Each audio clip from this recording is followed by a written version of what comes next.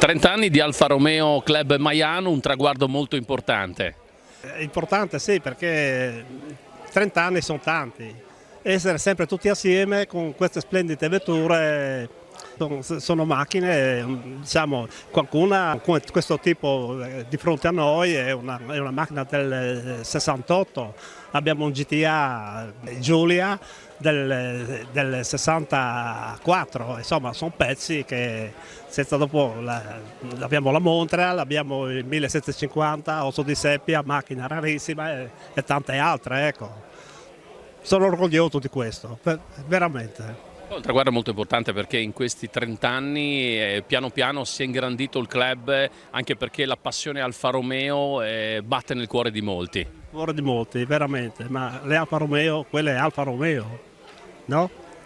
Anche adesso, però diciamo, prendiamo la Giulia nuova, è un Alfa Romeo, però non di questo stampo, ecco. Senti, un sogno nel cassetto, perché mai dire mai legato al marchio Alfa, una vettura che avresti voluto avere? Ma la vettura che avrei voluto avere io ce l'ho già. Ce l'ho già, la 1750 Osso di Seppia, Spider veloce e la Montreal. E nonostante i 30 anni l'hai acquistata da poco. La 1750, sì, è 2 anni e mezzo che ce l'ho. Ecco. No, sì, io sono contento di queste due vetture. Sì.